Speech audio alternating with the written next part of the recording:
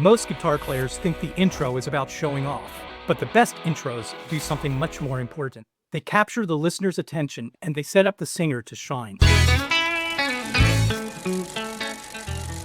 The first thing I want to do is kind of set the groundwork for what we're going for, and basically what the purpose of the introduction is to, if you have a singer, it's to let the singer kind of get adjusted to what key the song is in and what the feel is, tempo and all that. So it's not like ready, go, and everybody kind of just starts at the same time.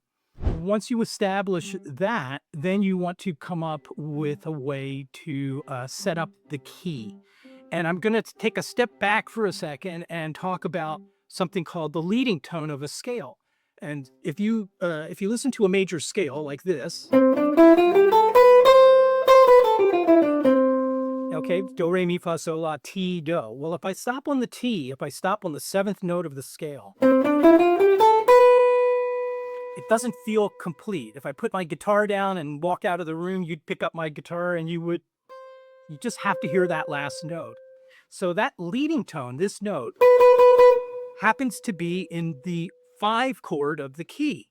And so let's take, for instance, the key of C. If I go to a G7 chord, inside the G7 chord is that note, the leading tone.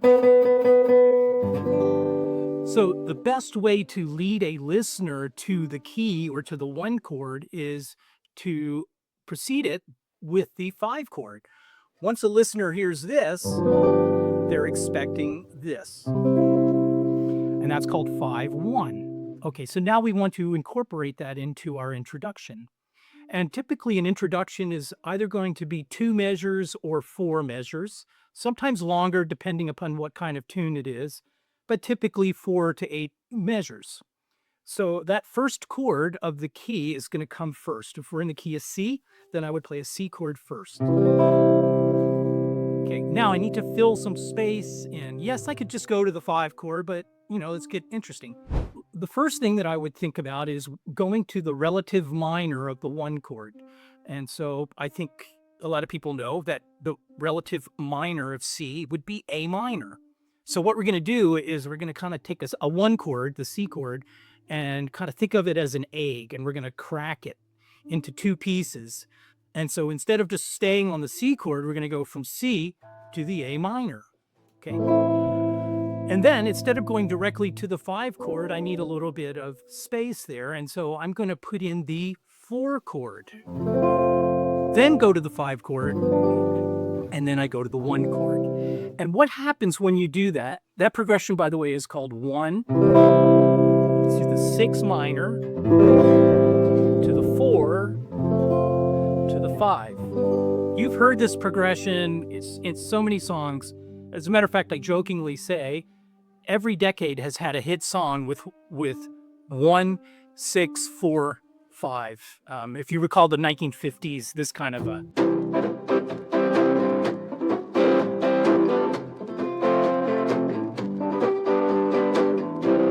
Right, so that's the basic 1, 6, 4, 5. Okay, so whatever key you're in, that's a great progression to use. And then if you want to take it to the next step, then you add some color to those chords. So maybe instead of playing a C chord, which is fine, I could play C, I could add a 2 to that. I'm adding a D on the B string. Then I go to the A minor chord, and I'm going to add a G, making a minor 7 chord. Then I'll go to an F major 7. And then instead of G, I might use a G sus kind of a sound and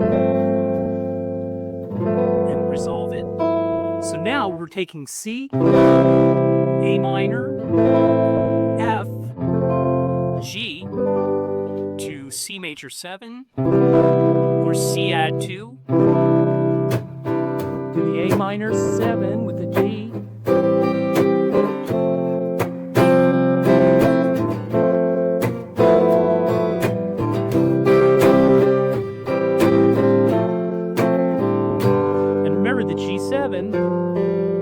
Has this B,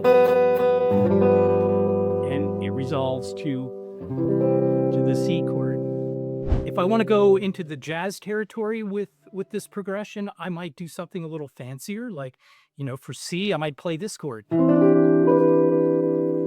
then for the A minor, I might play this chord. It's an A minor 9. And then instead of the F, I'm going to exchange it for the relative minor of the F, which is D minor. That's the 2 chords. So now we have 1, I'll do it over here, 1, 6, but 2 instead of 4. That's a D minor 7, and then the G sound. And like I said, I could jazz that up.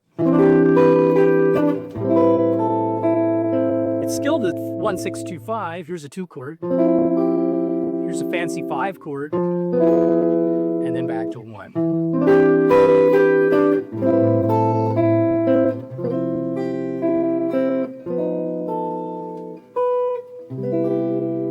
And now we're going to do one more thing in this lesson, and that is we're going to turn some of the chords into dominant 7th chords. Gives you more of that pull into the next chord.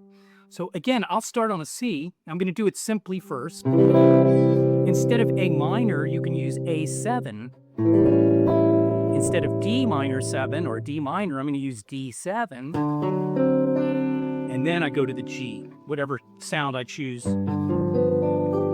And that's this sound. A7, E7.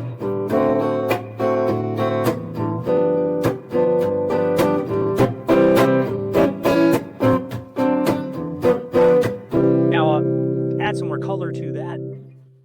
C, major 7. What else do I have in here? I have a 9 and a major 7. Now check out this dominant chord for the A7.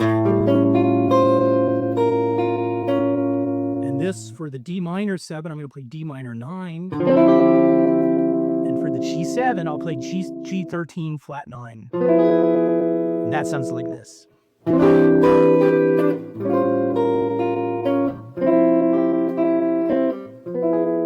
then the singer comes in right here.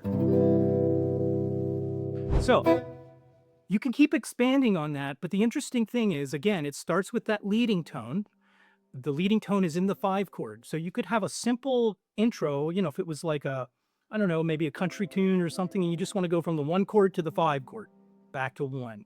Or you can expand it and go 1, 6 minor, 4, 5.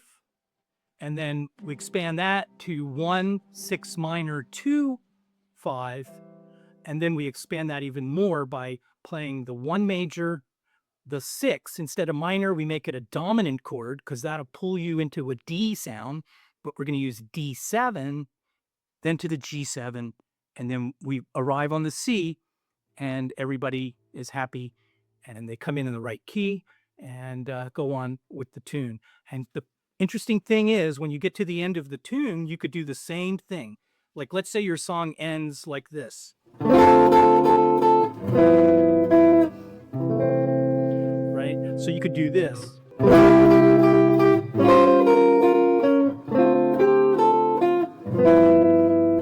Now, while the singer sings this note,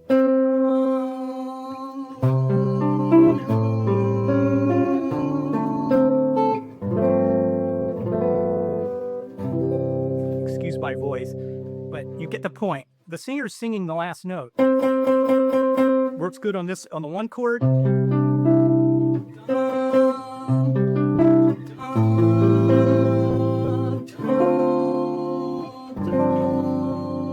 then the last chord. I'll play without the voice.